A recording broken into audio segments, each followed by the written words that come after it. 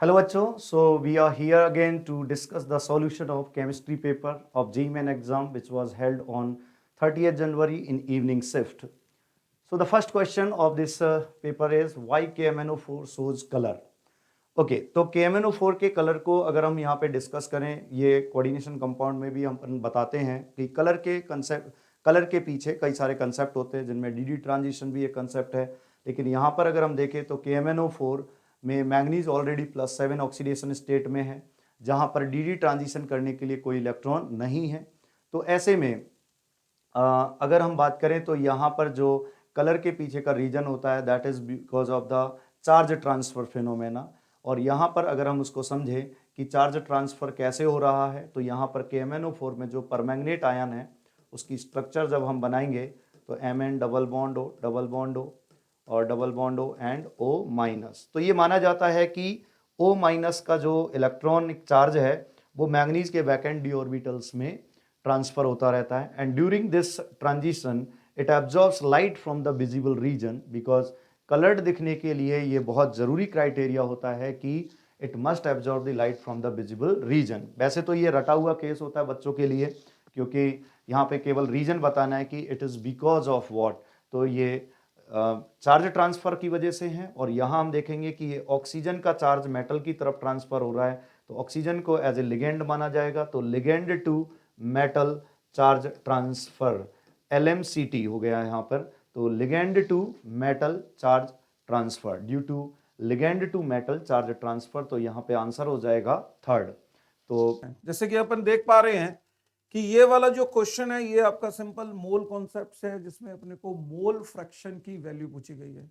ठीक है, तो चलिए इसका सोल्यूशन बनाते हैं अपन। आप देख पा रहे हो कि क्वेश्चन को अगर मैं पढ़ूं, C is added to solution of A and B। C को ऐड किया गया है, किस में ऐड किया गया है? जो सोल्यूशन अपने पास है किसका, A और B का। और इसमें अपने को जो मोल फ्रैक्शन पूछी गई है वो C की मोल फ्रैक्शन पूछी गई है। हमारे पास पहले से ही एक सॉल्यूशन अवेलेबल था जिसमें दो कंपोनेंट थे A और B। इसमें C के मोल्स को कुछ ऐड किया गया और उसका मोल फ्रैक्शन पूछ लिया गया। देखिए अपने को एक चीज क्लियर है कि अगर मैं mole fraction of C find out करना चाहता हूं, I need number of moles of C, जिसको अपन को डिवाइड करना है N टोटल से, टोटल मोल से डिवाइड करना है। मान लीजिए C के मोल्स NC है और यहां पर A के कुछ मोल से Na और B के कुछ मोल से Nb, जो ऑलरेडी सॉल्यूशन में अवेलेबल थे। और अपने को N टोटल चाहिए। N टोटल के लिए क्या करेंगे, सभी मोल्स को ऐड कर देंगे, Na plus Nb plus Nc। सो ये ऑप्शन अपने को ढूंढनी है। The right option would be first one. Clear है? इसके बाद फिजिकल केमिस्ट्री में जो क्वेश्चन लिया गया है वो है क्वेश्चन, चलिए सो पहला यहाँ पर क्वेश्चन है IUPAC नेम ऑफ कंपाउंड। सो यहाँ पर हमें क्या करना था, IUPAC बतानी थी। सो यहाँ पर IUPAC बताइए क्या होगा। तो बताइए नंबरिंग कहाँ से करेंगे हम लोग। सो नंबरिंग जो होगी बच्चों कहाँ से होगी, ये जो ट्रिपल बॉन्ड वाला क्या है बच्चों, टर्मिनल है, यहाँ पर क्या आएगा 1 और ये क्या होगा 2 3 और क्या 4। ओके, अब ये बताइएगा ये मिथाइल क्या है बच्चों, छूट गया, तो ये बनेगा क्या है अपना सब्स्टिट्यूट। तो ये रहा क्या सब्स्टिट्यूट। तो यहाँ पर सबसे पहले किसके बारे में लिखते हैं हम लोग, सब्स्टिट्यूट के बारे में। तो क्या होगा 3 मिथाइल ब्यूट 1 आइन। सो यहाँ पर कौन सा ऑप्शन हो गया, सेकेंड ऑप्शन यहाँ पर क्या है करेक्ट है। सो बच्चों चलिए नेक्स्ट क्वेश्चन की तरफ मूव करते हैं। नेक्स्ट क्वेश्चन, चलिए इस क्वेश्चन को कर लेते हैं। इस क्वेश्चन में हमें क्या दे रखा है, we are having 4 different solutions, जिसमें 180 ग्राम ग्लूकोज है 1 लीटर में, 180 ग्राम बेंजोइक एसिड है 1 लीटर में, और इसमें 180 ग्राम एसिडिक एसिड ले रखा है 1 लीटर में, और 180 ग्राम सुक्रोज ले रखा है। क्लियर है? लिक्विड सॉल्यूशन का क्वेश्चन है, डिप्रेशन इन फ्रीजिंग पॉइंट का फॉर्मूला लगेगा, वो अपन को पता है। The depression in freezing point delta TF is equal to, देखिए सारे के सारे अगर अपन देखें अपने नॉन वॉलेटाइल सोल्यूट है। और अगर अपन ग्लूकोज की बात करें, ग्लूकोज आपका नॉन इलेक्ट्रोलाइट है, सुक्रोज नॉन इलेक्ट्रोलाइट है, बट एसिडिक एसिड और benzoic acid up to some extent, क्योंकि वीक एसिड है, डिसोसिएट हो सकते हैं। So I into K F into small M molality.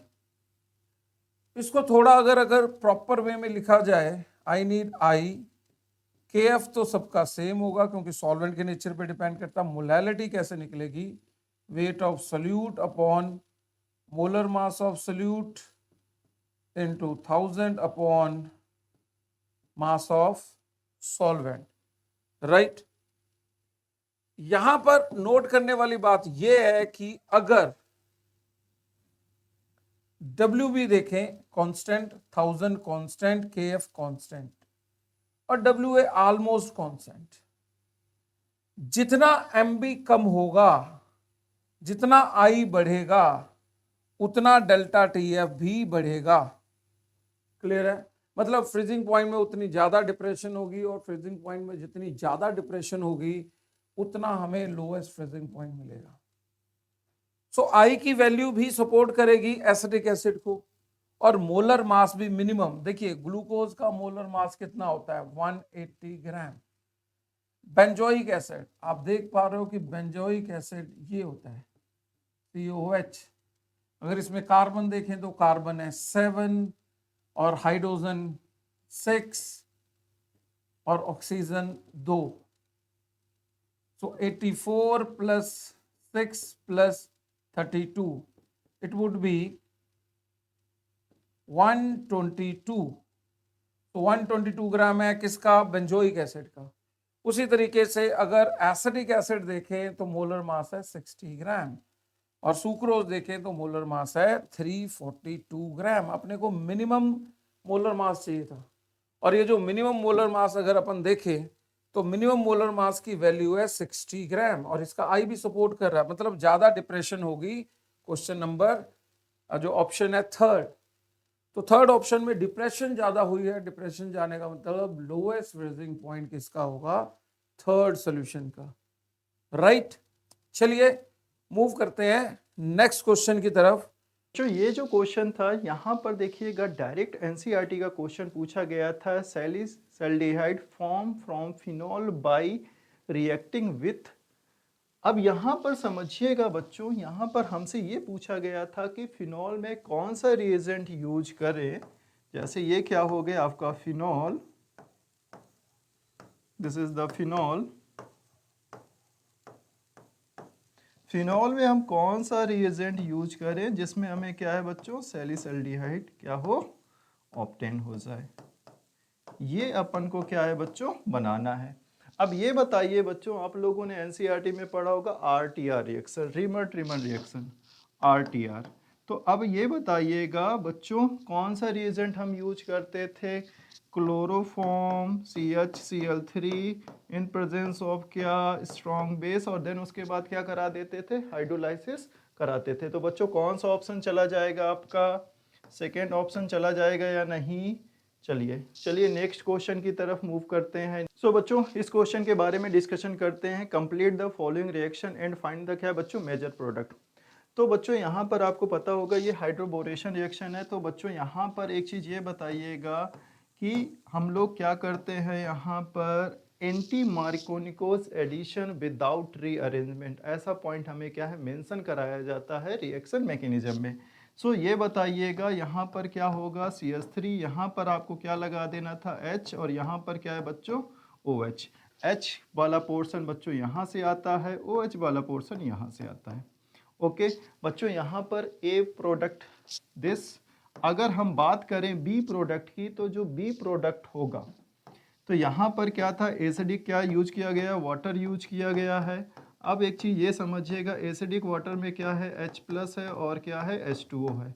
बच्चों ये बताइएगा, ये जो डबल बॉन्ड होगा ये क्या करेगा? अटैक करेगा। कार्बोकेटायन का क्या होगा? फॉर्मेशन होगा। अब यहाँ पर ये बताइएगा, कार्बोकेटायन क्या हो गया? फॉर्म हो गया। H यहाँ पर आ गया और ये कार्बोकेटायन हो गया। बच्चों ये बताइएगा, हमने क्या यूज किया? वाटर। वाटर क्या करेगा बच्चों, अटैक करेगा इस कार्बोकेटायन में,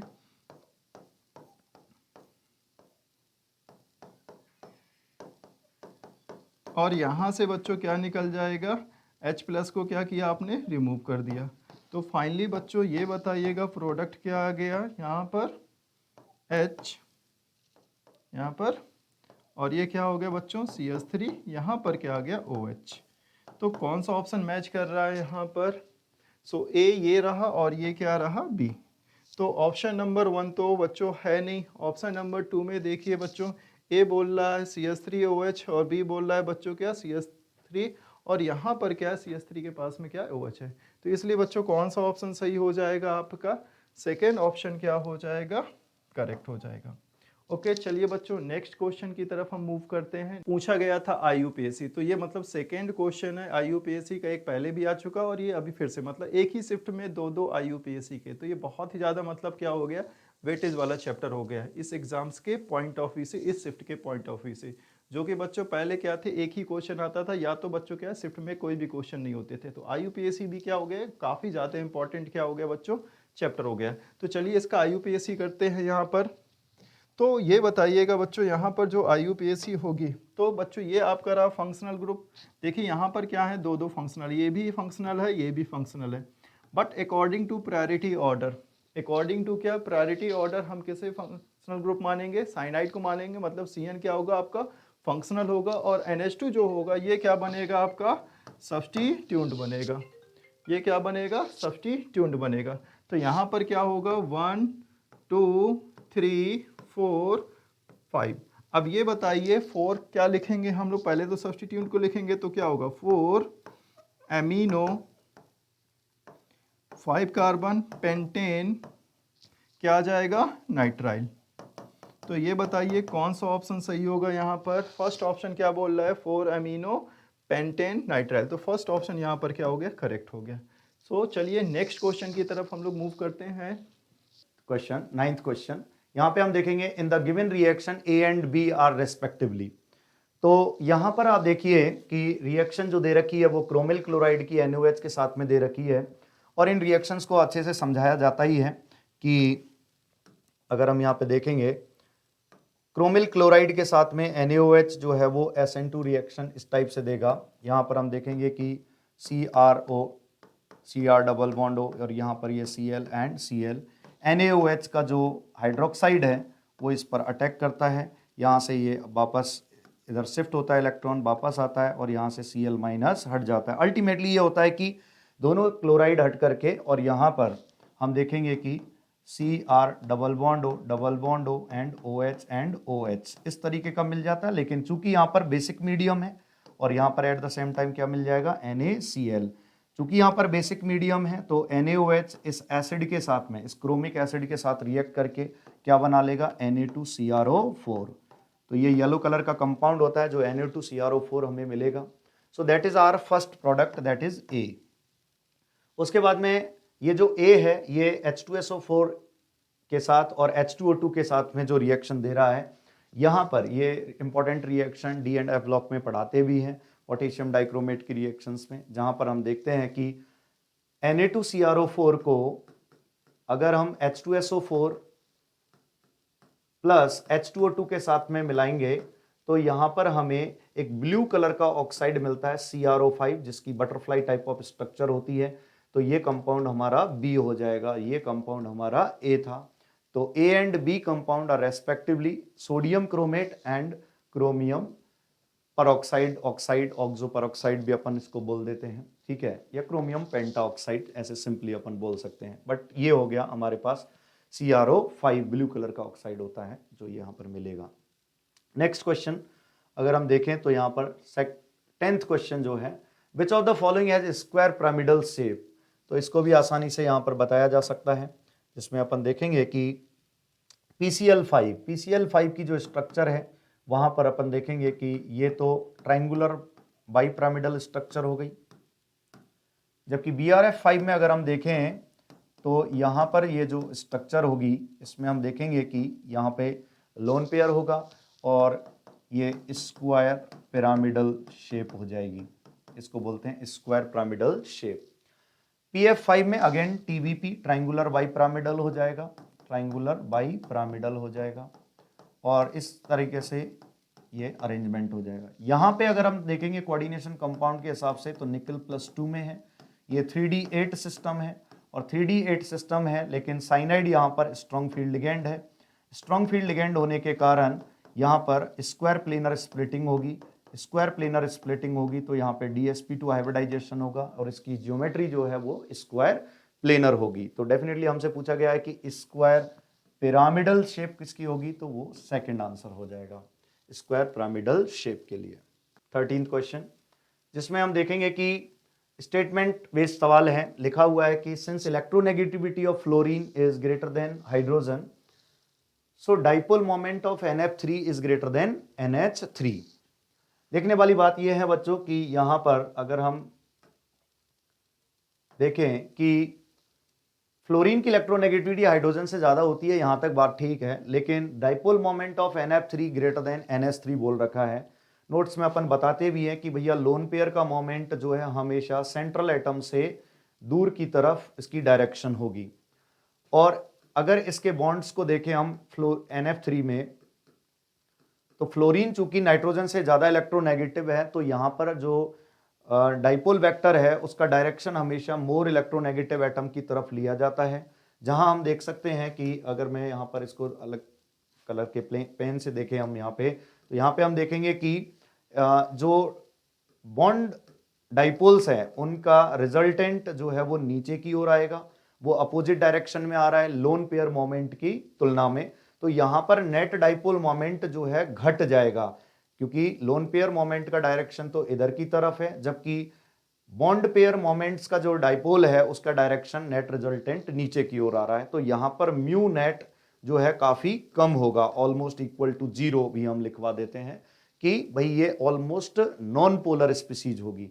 जबकि NH3 में अगर हम बात करें तो NH3 में लोन पेयर का डायरेक्शन तो हम जानते हैं कि वो away from the central atom ही होगा, और यहां पे अगर हाइड्रोजन लगे हुए हैं तो अब हम देख रहे हैं कि यहां पर नाइट्रोजन और हाइड्रोजन में ज्यादा इलेक्ट्रोनेगेटिव कौन है, नाइट्रोजन है। तो यहां पर बॉन्ड मोमेंट्स की डायरेक्शन नाइट्रोजन की तरफ होगी, ऊपर की तरफ होगी। इन तीनों का जो रिजल्टेंट आएगा वो ऊपर की तरफ आएगा, वो इसमें ऐड अप हो जाएगा। तो यहां पर म्यू नेट काफी ज्यादा होगा, ग्रेटर देन 0 होगा, बहुत ज्यादा होगा। तो ऐसे में जिसका म्यू नेट ज्यादा होता है उसी को हम ज्यादा पोलर मानते हैं। तो डेफिनेटली यहां पर NH3 ज्यादा पोलर होगा और NF3 कम पोलर होगा। तो पहला स्टेटमेंट यहां की वजह से गलत हो गया, ठीक है। उसी तरीके से अब यहां जो बात बोल रखी है कि lone pair dipole in NH3 is not in the direction of resultant of the bond moment, जबकि यहां पर तो वो डायरेक्शन में ही है। तो डेफिनेटली हम कहेंगे कि सेकंड स्टेटमेंट भी गलत है। तो बोथ स्टेटमेंट्स आर फॉल्स। तो यहां पर हमारा थर्ड आंसर हो जाना चाहिए। सो that is question number 13 for you, ठीक है। ये क्वेश्चन बच्चों GOC से आया हुआ था, काफी इजी क्वेश्चन है। यहाँ पर ये क्या है, 3 डिग्री क्या है, कार्बोकेटाइन, स्टेबिलिटी ऑफ कार्बोकेटाइन पूछा गया है। सो यहाँ पर क्या है, ये 3 डिग्री क्या है, कार्बोकेटाइन है। यहाँ पर क्या है, 2 डिग्री क्या है, कार्बोकेटाइन है।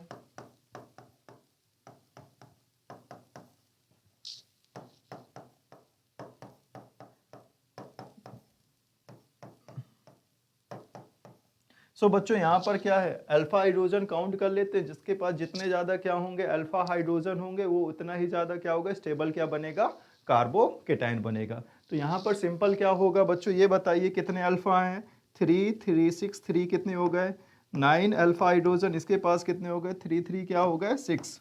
कार्बोकेटाइन के जस्ट अगला वाले कार्बन को क्या बोलते हैं हम लोग, अल्फा कार्बन। उससे जो हाइड्रोजन जुड़े होते हैं उन्हें क्या बोलते हैं हम लोग, अल्फा हाइड्रोजन। और यहाँ पर कितने हैं, 3 अल्फा हाइड्रोजन। यहाँ पर कोई भी अल्फा हाइड्रोजन नहीं है। तो अकॉर्डिंग टू क्या बच्चों, हम लोग यहाँ पर हाइपर कॉन्जुगेशन कॉन्सेप्ट लगा रहे हैं, या अगर आप इंडक्टिव इफेक्ट वाला भी कॉन्सेप्ट लगाते हैं तो भी ये क्या आएगा, आंसर सही आएगा। इंडक्टिव इफेक्ट में क्या होता है बच्चों, CH3 समझिएगा यहाँ पर। तो ये बच्चों ये भी क्या लगा रहा है, प्लस आई, ये भी प्लस आई और ये भी प्लस आई, ये तीनों क्या लगा रहे हैं बच्चों, प्लस आई। तो कार्बोकेटाइन जो होता है बच्चों, ये क्या होता है, इलेक्ट्रॉन डिफिशिएंट होता है। और जितने ज़्यादा ग्रुप लगे होंगे क्या, इलेक्ट्रॉन्स डोनेटिंग, उतना ही स्टेबल क्या हो जाएगा, कार्बोकेटाइन। तो जिसकी वजह से बच्चों यहाँ पर सबसे ज़्यादा स्टेबल कौन होगा आपका, बोलिए, फर्स्ट फर्स्ट सबसे ज्यादा हो गया, सो यहाँ पर फर्स्ट, सेकेंड, थर्ड, देन क्या होगा बच्चों, फोर्थ। तो सबसे ज्यादा stable carbocation first, second, third and fourth. So यहाँ पर बच्चों कौन सा ऑप्शन मैच करेगा, ऑप्शन नंबर 2 क्या होगा बच्चों, मैच करेगा। तो ऑप्शन 2 यहाँ पर करेक्ट है। चलिए नेक्स्ट क्वेश्चन की तरफ हम लोग मूव करते हैं। नेक्स्ट क्वेश्चन यहाँ पर स्टेटमेंट टाइप का क्वेश्चन था। स्टेटमेंट 1 दिया हुआ, halogen attach to bulky group under क्या है, SN2 रिएक्शन। सो यहाँ पर एक चीज ये बताइएगा, जो SN2 रिएक्शन है, जो क्या है SN2 रिएक्शन है, ये क्या होती है, 1 डिग्री हैलाइड में होती है, 2 डिग्री में होती है, और 3 डिग्री हैलाइड में तो होती ही नहीं है। तो 3 डिग्री हैलाइड में तो होती ही नहीं है SN2। तो बच्चों ये बताइएगा, यहाँ पर तो स्टेटमेंट दिया गया है कि क्या लगा दिया आपने, बल्कि ग्रुप। मतलब अगर बड़ा ग्रुप लगा होगा तो क्या SN2 में रिएक्शन होगी, नहीं। यहाँ पर कौन सी होगी आपकी, SN1 होगी। तो स्टेटमेंट 1 क्या होता है आपका, फॉल्स होता है, पूरी तरीके से गलत है। यहाँ पर क्या आना चाहिए था, SN1, तो क्या होता, हम करेक्ट बोलते हैं। अब आते हैं स्टेटमेंट 2 में। स्टेटमेंट 2 में ये बोल रहा है कि ये सेकेंडरी क्या है, अल्काइल हैलाइड है। सपोज दैट बच्चों ये CH3 CH3 यहाँ पर क्या है, Cl लगा दिया। अब यहाँ पर बोला गया एक्सेस में क्या ले लिया है, एथेनॉल, C2H5 क्या है, OH। ओके, यहाँ पर एक्सेस में रखा गया है, एक्सेस में। अब एक चीज ये बताइएगा, यहाँ पर ये क्या है आपका सेकेंडरी, मतलब ये क्या है 2 डिग्री है। अब ये बोल रहा है कि यहाँ पर क्या SN1 पॉसिबल है क्या। तो एक चीज समझिएगा, यहाँ पर ये जो आपने क्या रखा है बच्चों, सॉल्वेंट रखा है या न्यूक्लियोफाइल रखा है, ये कैसा है आपका, वीक है या नहीं है। तो दिस इज द क्या, वीक न्यूक्लियोफाइल, और एक्सेस में रखा हुआ, मतलब इसी का क्या बनाया गया होगा, सॉल्वेंट। तो ये सॉल्वेंट कैसा है आपका, पोलर क्या है, प्रोटिक सॉल्वेंट है। कैसा है, पोलर प्रोटिक सॉल्वेंट है। तो ये तो कंडीशन ही होती है SN1 की, कि आपका कैसा होना चाहिए, एक वीक न्यूक्लियोफाइल होना चाहिए, और कैसा होना चाहिए, पोलर प्रोटिक क्या होना चाहिए, सॉल्वेंट होना चाहिए। तो कौन सी रिएक्शन होगी आपकी, SN1। तो यहाँ पर क्या था, स्टेटमेंट 1 बिल्कुल ही तरीके से गलत था, और स्टेटमेंट 2 क्या था, यहाँ पर सही था। तो यहाँ पर जो आंसर आएगा कौन सा आएगा, which option is correct, statement 1 false, statement 2 क्या है, ट्रू। तो यहाँ पर फोर्थ ऑप्शन क्या होगा, करेक्ट होगा। चलिए नेक्स्ट क्वेश्चन की तरफ हम लोग मूव करते हैं। तो H2TE is more acidic then H2S। हम ये बातें मतलब हाइड्राइड्स के दौरान भी देखते ही हैं, या P ब्लॉक में जब अपन पढ़ते हैं हाइड्रोजन के साथ रिएक्टिविटी के बारे में, तो वहां पर भी ये बातें होती हैं। तो वहां अपन देखेंगे कि नीचे की ओर जाने पर, ग्रुप में नीचे की ओर जाने पर जो है एसिडिक स्ट्रेंथ बढ़ती जाती है। एसिडिक स्ट्रेंथ नीचे की ओर क्या होगी, बढ़ेगी। और इसका कारण क्या है, इसका कारण यह है कि नीचे की ओर जाने पर जो यहाँ पर बॉन्ड लेंथ है वो तो बढ़ती जा रही है, और बॉन्ड लेंथ बढ़ती जाएगी तो बॉन्ड एनर्जी घटती जाएगी, और डेफिनेटली यहाँ पर इसकी बॉन्ड एनर्जी जो है वो सबसे कम होनी चाहिए। तो यहाँ पर जबकि बोला गया है कि H2TE has more bond dissociation energy than H2S, तो ये सेकंड स्टेटमेंट यहाँ पर फॉल्स हो जाएगा। तो only statement 1 will be correct. तो यहां पर हम देख सकते हैं कि ओनली स्टेटमेंट 2 इज इनकरेक्ट। तो ये बात भी सही है, क्योंकि यहां पर हमें जो करेक्ट ऑप्शन चुनना है, वहां से हम देखेंगे पहला ऑप्शन कह रहा है कि statement 1 and statement 2 both are correct. तो बोथ दोनों तो करेक्ट नहीं है, statement 1 and 2 both are incorrect, ये भी गलत हो जाएगा। ओनली स्टेटमेंट 1 इज इनकरेक्ट, तो ये भी गलत है। Only statement 2 is incorrect. इस बार थोड़ा सा यहाँ पर ऑप्शंस में घुमाव है कि जनरली करेक्ट और इनकरेक्ट इस तरीके का चीजें होता है, लेकिन यहाँ पर ओनली स्टेटमेंट 2 इज इनकरेक्ट। तो यस, सेकंड स्टेटमेंट इनकरेक्ट है, फर्स्ट स्टेटमेंट सही है। H2TE ज्यादा एसिडिक होता है H2S के कंपैरिजन में। Let us now move on to the next question, that is 20th question, और सॉरी 18 क्वेश्चन यहाँ पर अपन डिस्कस करते हैं। 18 क्वेश्चन क्या कह रहा है, what is the structure of Mn2CO का होल 10। तो प्रीवियस अटेम्प्ट में भी ऐसे सवाल खूब पूछे जाते रहे हैं, जहां पर आप देखेंगे कि Mn2CO का होल 10, यहां पर इसकी स्ट्रक्चर को अगर हम डिस्कस करें तो देखेंगे कि इस डाइकार्बोनिल में, या यूं कहे कि इसमें डेका कार्बोनिल में, यहां पर हम देखेंगे कि मैग्नीज और मैग्नीज के बीच में एक सिंगल बॉन्ड होता है, और इसके अलावा यहां पर कोई भी carbonyl as a bridge ligand काम नहीं करता है। तो यहां पर अपन देखेंगे कि इस तरीके का यहां पर अरेंजमेंट होगा, CO and CO like this. तो अगर हम यहां पर मैग्नीज और मैग्नीज के सिंगल बॉन्ड को नहीं देखें, या यूं कहे कि उसको ज्योमेट्री में कंसीडर नहीं करें, तो हम देख रहे हैं कि मैग्नीज के चारों तरफ 5 कार्बोनिल्स का अरेंजमेंट है। 5 कार्बोनिल्स का अरेंजमेंट है, तो कहीं ना कहीं हम कह सकते हैं कि ये एक स्क्वायर हुआ, और स्क्वायर के ऊपर ये एक पिरामिड बन गया। तो कहीं ना कहीं हम यहाँ पर बेस्ट ऑप्शन जो सेलेक्ट करेंगे, उसमें पहले ऑप्शन में लिखा है कि 2 square pyramidal units are joined by bridging CO ligand. तो ब्रिजिंग CO लिगेंड तो नहीं होगा। 2 square pyramidal units joined by MN bond. तो यस, 2 स्क्वायर पिरामिडल यूनिट्स हम देख पा रहे हैं, ये स्क्वायर और ये पिरामिड, ऐसे ही ये स्क्वायर और ये पिरामिड, इनको हमने MN बॉन्ड से जोड़ रखा है। तो डेफिनेटली यहां पर सेकंड स्टेटमेंट जो है वो ज्यादा सही है। बाकी तो 2 टेट्राहेड्रल यूनिट्स, तो टेट्राहेड्रल यूनिट्स तो यहां पर कुछ है ही नहीं। सिमिलरली 2 स्क्वायर प्लेनर यूनिट्स भी ऐसा कुछ नहीं है। तो डेफिनेटली यहां पर सेकंड आंसर होना चाहिए। नेक्स्ट क्वेश्चन अपन जो डिस्कस करेंगे, क्वेश्चन नंबर 14 में अगर अपन देखें, एटॉमिक स्ट्रक्चर का क्वेश्चन है गाइस। बहुत ही डायरेक्ट क्वेश्चन पूछा गया है, एटॉमिक स्ट्रक्चर का क्वेश्चन है। इसमें अगर देखें, उसने इलेक्ट्रॉन का nth ऑर्बिट में मैग्नेटिक मोमेंट पूछा है, किसके प्रोपोर्शनल होगा। So magnetic moment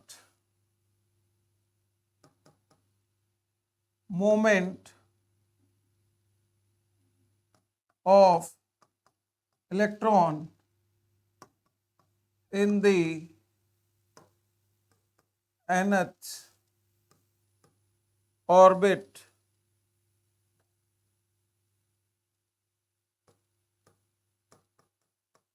is equal to NH upon 2 pi। Clear है। तो हमें n की पावर पूछी गई है, तो इससे आप कंक्लूड कर सकते हो it is proportional to n की पावर 1। सो आंसर पूछा गया कि यहां पर n की पावर x और x की वैल्यू पूछी गई है, तो यहां से अपन x की वैल्यू को इक्वेट कर पा रहे हैं। Answer would be 1। तो the right option is second one. Clear है।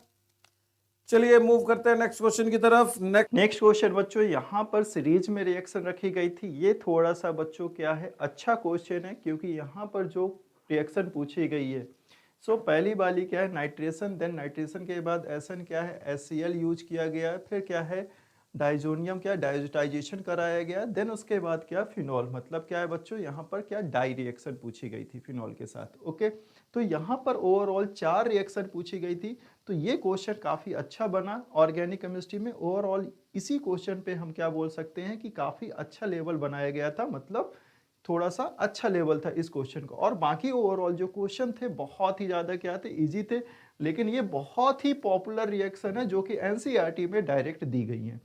तो यहाँ पर क्या बोला गया है, सबसे पहले समझिएगा क्या ले लिया गया, बेंजीन ले लिया गया है। और सबसे पहले हम लोग यहाँ पर क्या कराते हैं, कंसंट्रेटेड क्या है HNO3 कंसंट्रेटेड H2SO4। सो यहाँ पर हमें पता है कि ये क्या होता है, नाइट्रेशन, यहाँ पर नाइट्रेशन होगी। तो यहाँ पर जो होता है, यहाँ पर क्या बनता है आपका NO2 क्या बनता है प्लस, और ये बेंजीन क्या करती है, अटैक करती है। तो यहाँ पर क्या हो गया आपका नाइट्रोबेंजीन फॉर्म हुआ। तो क्या हो गया, नाइट्रोबेंजीन का फॉर्मेशन हो गया।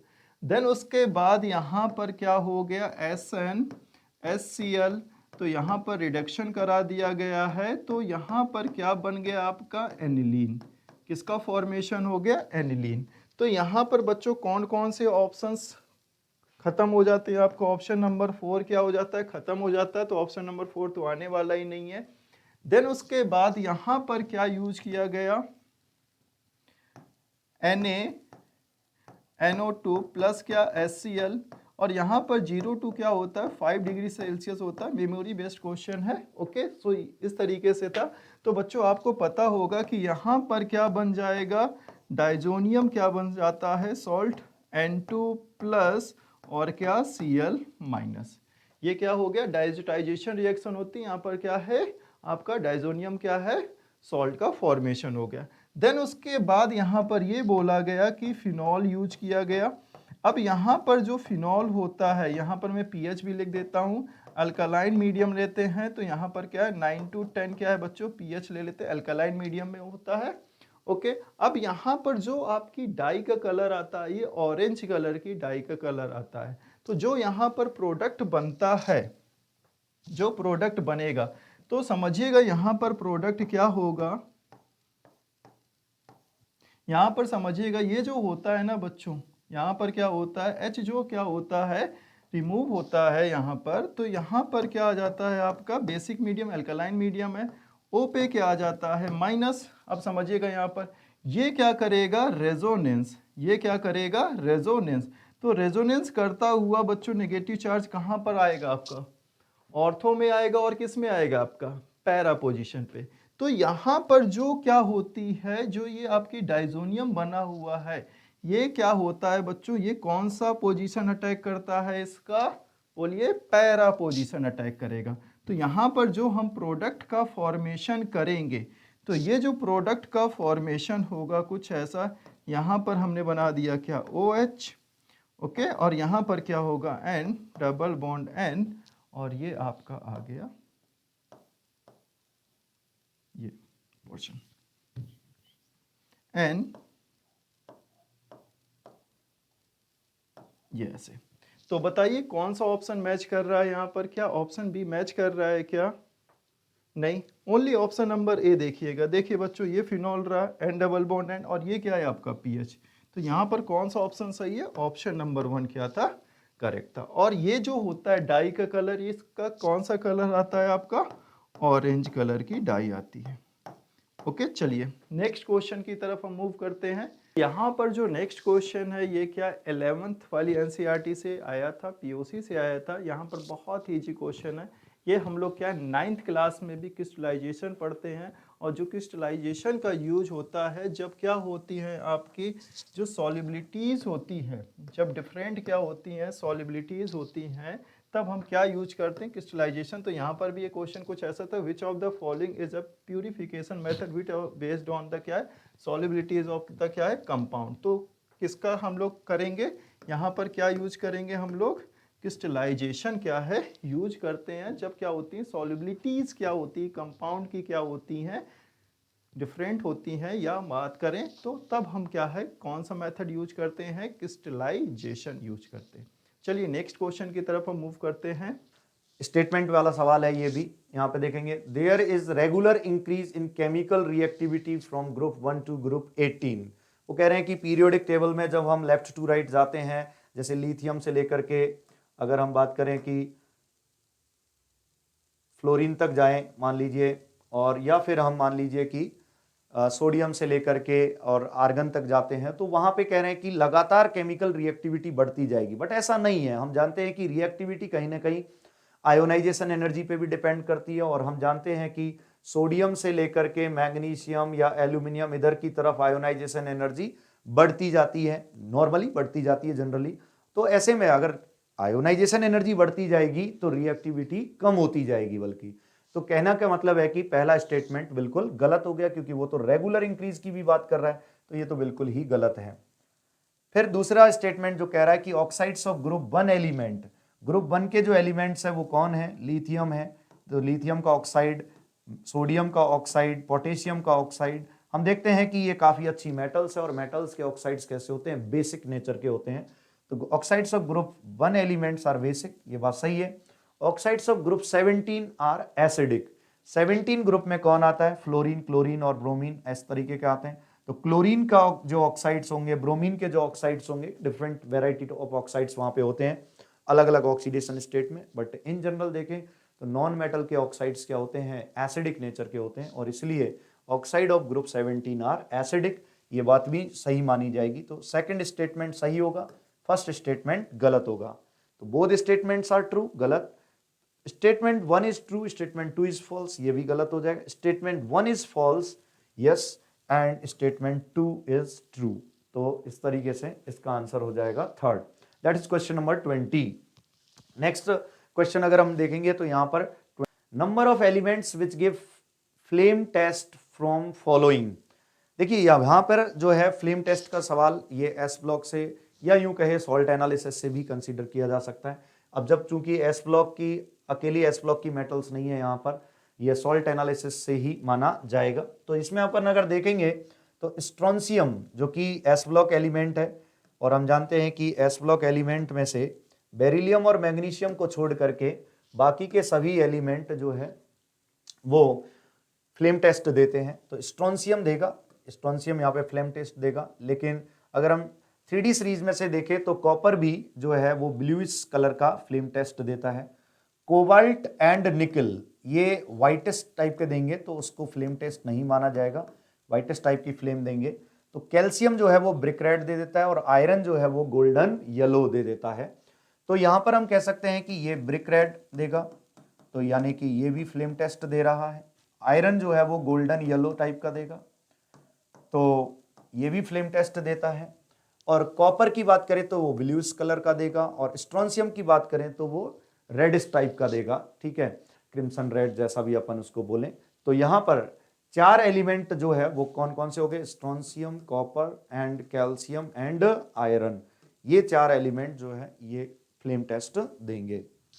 नेक्स्ट क्वेश्चन हमारा होगा, ये जो क्वेश्चन आया था बच्चों, ये आया था कैनिजारो रिएक्शन है। यहाँ पर ये बोला गया है कि 15% क्या लिया गया, स्ट्रॉन्ग क्या लिया गया था, बेस लिया गया था, और यहाँ पर जो रिएक्टेंट रखा गया है तो क्या रखा गया है, मेटाक्लोरोबेंजल्डिहाइड। क्या रखा गया है, मेटाक्लोरोबेंजल्डिहाइड। तो यहाँ पर क्या है,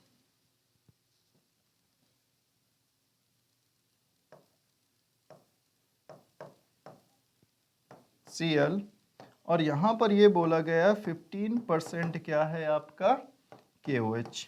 तो ये कौन सी रिएक्शन है, कैनिजारो रिएक्शन है। तो चलिए कैनिजारो रिएक्शन हम लोग देख लेते हैं यहाँ पर। सो होता ये है कि यहाँ पर कैनिजारो में कंडीशन ये होती है कि आपके पास क्या हो, एल्डिहाइड हो तो बट उसके पास अल्फा हाइड्रोजन नहीं होने चाहिए।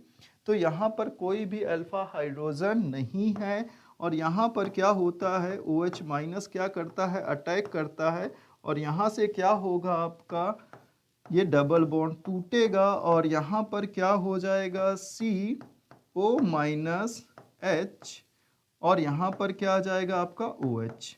अब देखिए यहाँ पर 2 मोल यूज करते हैं, 2 मोल होता है, तो दूसरा मोल भी आपने यहाँ पर क्या है साइड में रख दिया। तो ये क्या हो जाएगा, C डबल बॉन्ड OH। अब एक चीज समझिएगा, यहाँ पर O माइनस क्या करेगा, न्यूट्रलाइज होना चाहेगा, तो ये जो H होता है बच्चों ये निकलता है और इस कार्बन पे क्या अटैक करता है, और ये बॉन्ड ऐसे टूटेगा। तो यहाँ पर क्या होगा, ये बन गया क्या, C डबल बॉन्ड OH। अब ये बताइए बच्चों, यहाँ पर ये बॉन्ड टूटेगा या नहीं टूटेगा। तो यहाँ पर ये डबल बॉन्ड क्या हो गया, टूट गया, और CHHO माइनस। अब यहाँ पर क्या होता है, एसिड बेस रिएक्शन हो जाती है, और ये बहुत ही ज़्यादा क्या होती है, फास्ट होती है। तो यहाँ पर क्या हो गया, एसिड बेस रिएक्शन, और ये जो होती है ये बहुत ही ज़्यादा क्या होती है, फास्ट होती है। तो यहाँ से जो ये एसिड का हाइड्रोजन है ये क्या हो जाएगा, किसके पास चला जाएगा, इस ऑक्सीजन के पास चला जाएगा। तो यहाँ पर जो होता है salt of carboxylic acid, C double bond O के प्लस और क्या माइनस, और इधर पे क्या है बच्चों, बन जाएगा अल्कोहल। तो ये बन गया क्या आपका CH2OH। तो यहाँ पर कौन सा ऑप्शन होगा बच्चों, यहाँ पर क्या था, आप मेटा पोजीशन पे क्लोरीन भी लगा दीजिए, क्योंकि ये क्लोरीन लगा हुआ है। तो यहाँ पर क्या करिए, आप क्लोरीन लगा दीजिए। ओके। तो बताइए कौन सा ऑप्शन यहाँ पर मैच करेगा। तो यहाँ पर ऑप्शन कौन सा आ जाएगा आपका सिंपली बच्चों, क्या फर्स्ट ऑप्शन मैच कर रहा है क्या? देखिए फर्स्ट ऑप्शन बिल्कुल ही मैच कर रहा है। तो यहाँ पर कौन सा ऑप्शन हो जाएगा? फर्स्ट। यहाँ पर देखिएगा ये वाले ऑप्शंस इनकरेक्ट क्यों है? क्यों? क्योंकि बच्चों यहाँ से Cl बाहर नहीं निकलेगा कि क्या किया आपने, बेस अटैक कराया मेटा पोजीशन पे और क्या करा दिया आपने, सब्सटीट्यूशन यहाँ पे रिएक्शन करा दी। यहाँ पर पॉसिबल नहीं होती है। ये कौन सी रिएक्शन है? यहाँ पर कैनिजारो रिएक्शन है। ओके, सो यहाँ पर कौन सा ऑप्शन सही आ रहा था? ऑप्शन नंबर 1 क्या था? करेक्ट था। ये भी काफी अच्छा क्वेश्चन है, बट डायरेक्ट क्या है, एनसीईआरटी से आया हुआ है। एनसीईआरटी में दिया हुआ है कैनिजारो रिएक्शन।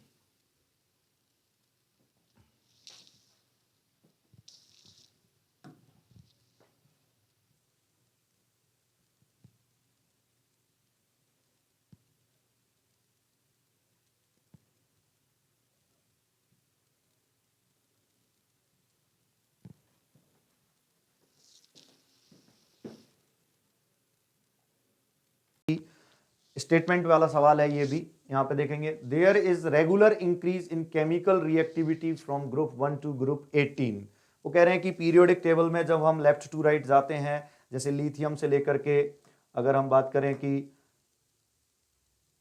फ्लोरीन तक जाएं मान लीजिए, और या फिर हम मान लीजिए कि सोडियम से लेकर के और आर्गन तक जाते हैं, तो वहां पे कह रहे हैं कि लगातार केमिकल रिएक्टिविटी बढ़ती जाएगी। बट ऐसा नहीं है। हम जानते हैं कि रिएक्टिविटी कहीं ना कहीं आयोनाइजेशन एनर्जी पे भी डिपेंड करती है, और हम जानते हैं कि सोडियम से लेकर के मैग्नीशियम या एल्यूमिनियम इधर की तरफ आयोनाइजेशन एनर्जी बढ़ती जाती है, नॉर्मली बढ़ती जाती है जनरली। तो ऐसे में अगर आयोनाइजेशन एनर्जी बढ़ती जाएगी तो रिएक्टिविटी कम होती जाएगी बल्कि। तो कहना का मतलब है कि पहला स्टेटमेंट बिल्कुल गलत हो गया, क्योंकि वो तो रेगुलर इंक्रीज की भी बात कर रहा है, तो ये तो बिल्कुल ही गलत है। फिर दूसरा स्टेटमेंट जो कह रहा है कि oxides of group 1 element, group 1 के जो एलिमेंट्स है वो कौन है? लिथियम है।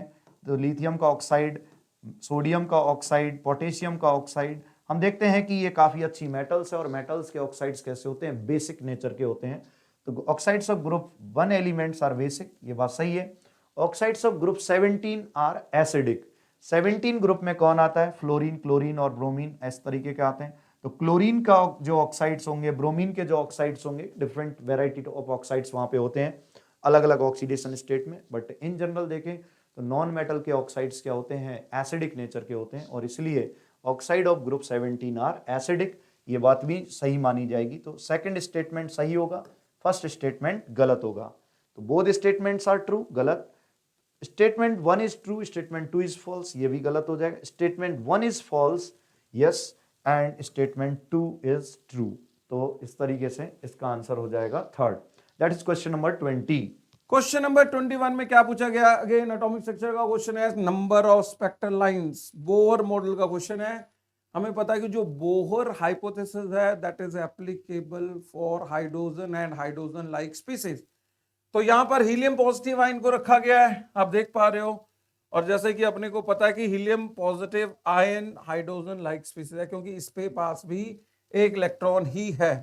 तो जब अपन इसका सोल्यूशन बनाएंगे, इलेक्ट्रॉन कहां से आ रहे हैं? How many spectral lines are obtained when an electron in helium positive ion jumps from n is equal to 5 to n is equal to 1।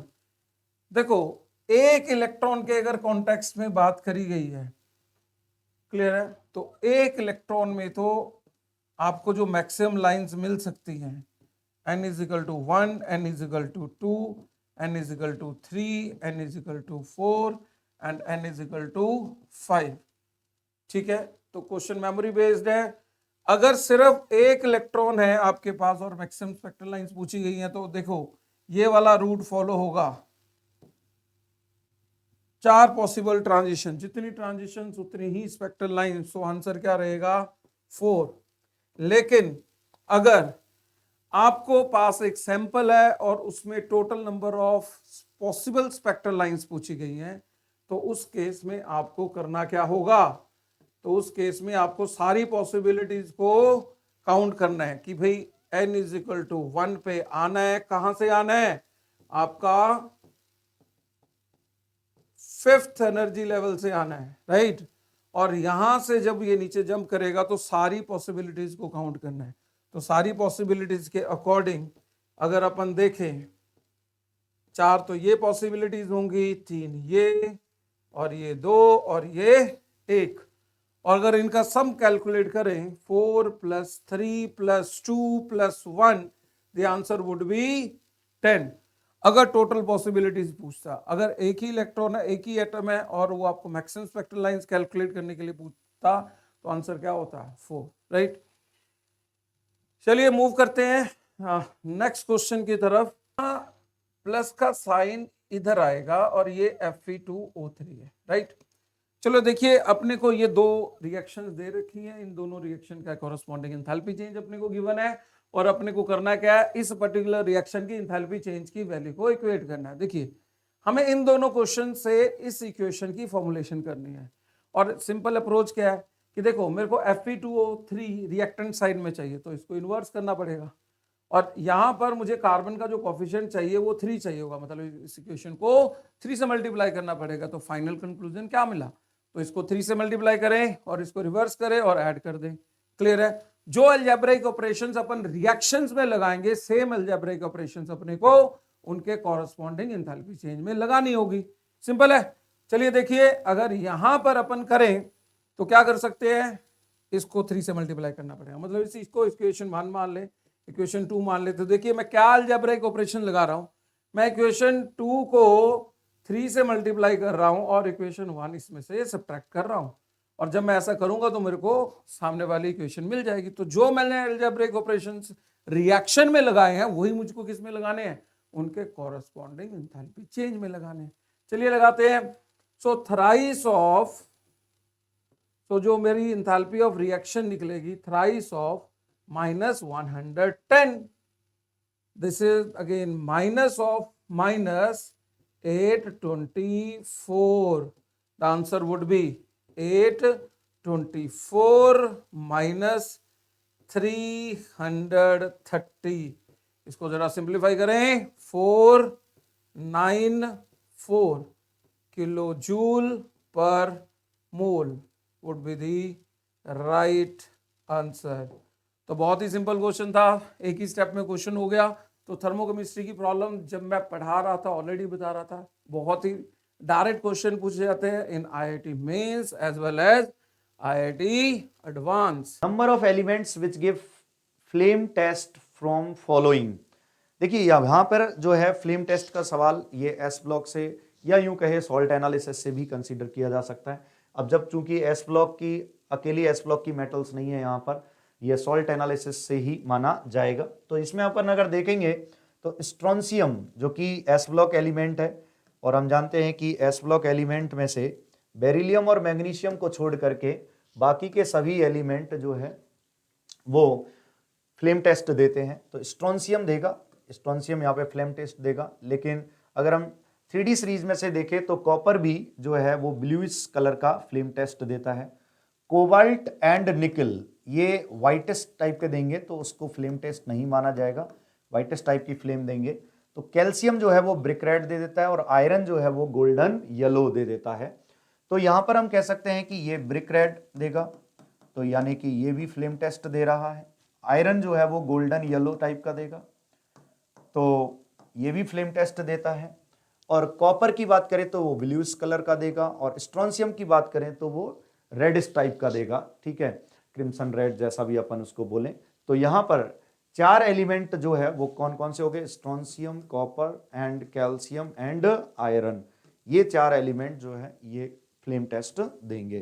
तो कुछ देखिए, इनिशियल कॉन्सेंट्रेशन गिवन है और ये आपकी N2O4 की फाइनल कॉन्सेंट्रेशन जो आपको 30 सेकंड के बाद मिल रही है, और आपको rate of formation of NO2 पूछा गया है। क्लियर है? देखिए, अगर रिएक्शन से मैं rate of disappearance of N2O4 और NO2 को रिलेट करूं तो कैसे कर सकता हूं, तो रेट सॉल्यूशन बना लेते हैं, विल इक्वल टू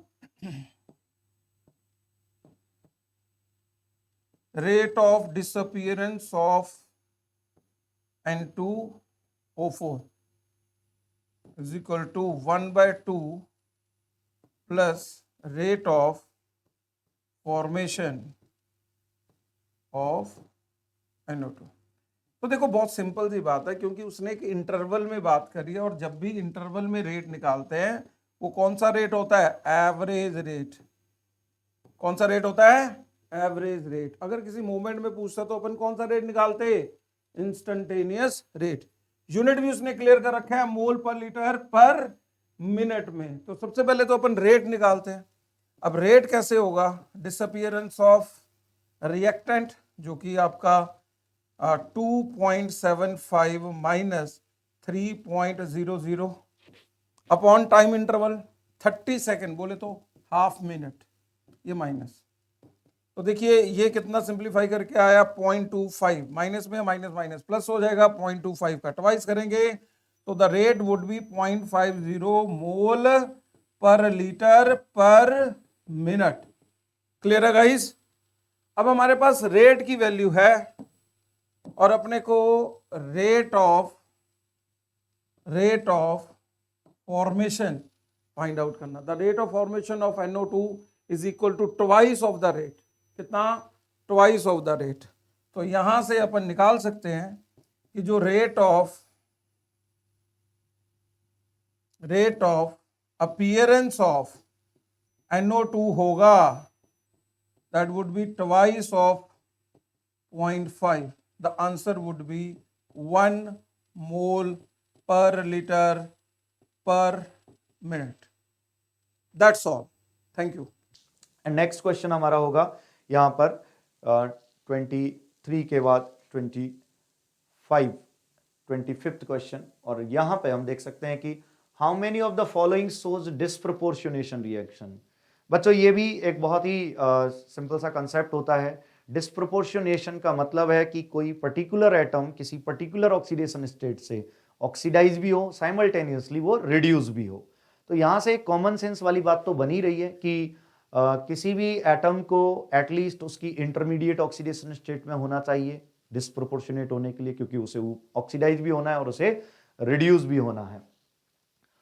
और यूं तो इन सब में से इनके जो डिस्प्रोपोर्शनेशन रिएक्शंस है उनको डिटेल में समझाया भी जाता है क्लासेज में, तो लेकिन यहाँ पे अपन देखेंगे तो हाइड्रोजन पेरोक्साइड की बात करें अपन, तो हाइड्रोजन पेरोक्साइड में जो है ऑक्सीजन का ऑक्सीडेशन स्टेट क्या है? -1 है। -1 उसका इंटरमीडिएट ऑक्सीडेशन स्टेट है। H2O2 को जनरली हम खुला छोड़ देते हैं तो ये डिकम्पोज कर जाती है और ये डिस्प्रोपोर्शनेट हो जाती है, जहां पे हम देख सकते हैं कि ऑक्सीजन -1 से -2 में भी गई है और 0 में भी गई है, तो साइमल्टेनियसली रिड्यूस भी हुई है और ऑक्सीडाइज भी हुई है, तो इसका डिस्प्रोपोर्शनेशन होगा। सिल्वर एज सच कोई डिस्प्रोपोर्शनेशन शो नहीं करती, लेकिन अगर अपन कॉपर प्लस की बात करें तो कॉपर प्लस एक्वस सॉल्यूशन में डिस्प्रोपोर्शनेट हो जाता है। ये कॉपर 2+ में भी जाता है और कॉपर 0 में भी जाता है, तो यस ये भी डिस्प्रोपोर्शनेशन शो करेगा। K+ का कोई सवाल ही नहीं उठता क्योंकि K+ इस +1 से ऊपर जा ही नहीं सकता है। फ्लोरीन की बात करें तो फ्लोरीन भी जो है केवल 2 ही तरह की ऑक्सीडेशन स्टेट शो करती है, 0 या -1। तो यहां से फ्लोरीन जो है केवल रिड्यूस हो सकती है, वो ऑक्सीडाइज नहीं हो सकती, तो इसके डिस्प्रोपोर्शनेशन की भी बात नहीं उठती, तो ये भी डिस्प्रोपोर्शनेशन शो नहीं करेगा। बात आती है क्लोरीन की। यस क्लोरीन डिस्प्रोपोर्शनेशन शो करता है और मेनली बेसिक मीडियम में डिस्प्रोपोर्शनेट करता है, पानी में भी डालने पर ये डिस्प्रोपोर्शनेट कर जाता है, और ये अलग अलग मतलब कंडीशन पे भी डिपेंड करता है कि हॉट एंड कंसंट्रेटेड में डाल रहे हो या डाइल्यूट में डाल रहे हो। अगर मैं डाइल्यूट में डालता हूं तो डेफिनेटली यहां पर हम देखेंगे कि KCl and KClO hypochlorite and chloride मिलेगा, -1 एंड +1 में यहाँ पे क्लोरीन जाएगा। सिमिलरली क्लोरेट, यहाँ पर आप देख सकते हो क्लोरेट और यहाँ पे क्लोरीन अपनी इंटरमीडिएट ऑक्सीडेशन स्टेट में है। ये बात अपन नॉर्मली लिखवाते भी हैं कि जब कोई ऑक्सी एसिड या ऑक्सी एनायन उनकी इंटरमीडिएट ऑक्सीडेशन स्टेट में हो तो वो गर्म करने पर डिस्प्रोपोर्शनेट करते हैं, तो डेफिनेटली इसे अगर हम गर्म करेंगे तो ये डिस्प्रोपोर्शनेट होगा Cl- एंड ClO4- में, इस तरीके से ये डिस्प्रोपोर्शनेट होंगे। तो +5 से -1 में भी गया, रिड्यूस हुआ, +5 से ये +7 में भी गया, ऑक्सीडाइज भी हुआ। तो इस तरीके से हम देख सकते हैं कि यहाँ पर टोटल जो डिस्प्रोपोर्शनेट होने वाले जो स्पीसीज है वो H2O2 हो गया, Cu+ हो गया, इसके अलावा क्लोरीन हो गया और इसके अलावा क्लोरेट हो गया। तो टोटल यहाँ पर 4 स्पीसीज ऐसी हैं जो डिस्प्रोपोर्शनेट रिएक्शंस शो कर सकती है। ठीक है बच्चों, ओके, थैंक यू।